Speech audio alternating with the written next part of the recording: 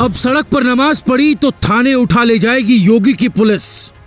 न loud speaker बजेगा, न रोड पर नमाज, न ही शोभा यात्रा होगी। सड़क पर पढ़ रहे थे 150 मुस्लिम नमाज, फिर जो हुआ वो सुनिए। मंदिर से उतरने लगे लाउड स्पीकर, मस्जिद से नहीं आ रही है आवाज। जुम्मे की नमाज भी रोड पर नहीं पढ़ पाएंगे, क्योंकि आगरा में पढ़ते ही FIR हो गई। पूरे देश में लाउड स्पीकर को लेकर तनाव है, तो यूपी में एक अलग ही माहौल है। यहाँ योगी के आदेश के बाद अब तक कोई ऐसा नहीं मिला जिसने ये दावा किया हो कि वो सरकार का आदेश नहीं मानेगा। पहले ये तस्वीरें देखिए।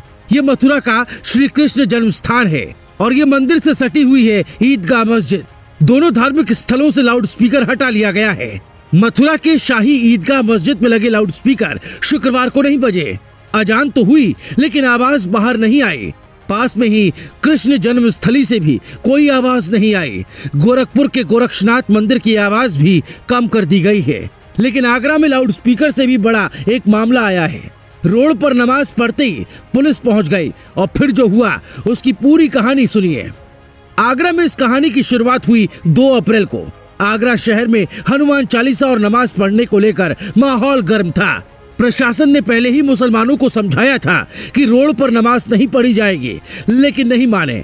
आगरा के इमली वाली मस्जिद के बाहर नमाज पढ़ी गई थी, जिसके बाद सड़क पर घंटों तक जाम रहा। इसको लेकर हिंदूवादी संगठन ने आपत्ति जताई और फिर पुलिस ने वो किया जिसकी उम्मीद थी। हरियाणा में सड़क पर नमाज पढ़ने का मुद्दा 1 साल से चल रहा है, लेकिन सरकार नहीं संभाल पाई।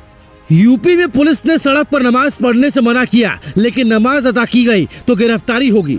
आगरा पुलिस ने मना किया लेकिन नमाज पढ़ी गई, तो पुलिस किसी से डरने और झुकने वाली नहीं है। यूपी बरेली में 3 साल पहले ऐसा मामला सामने आया था, जब सड़क पर नमाज पढ़ते ही FIR दर्ज की गई थी। उस वक्त बरेली पुलिस ने 12 मुस्लिम के नाम मुकदमा लिखा, जबकि 100 मुस्लिम का नाम अज्ञात था।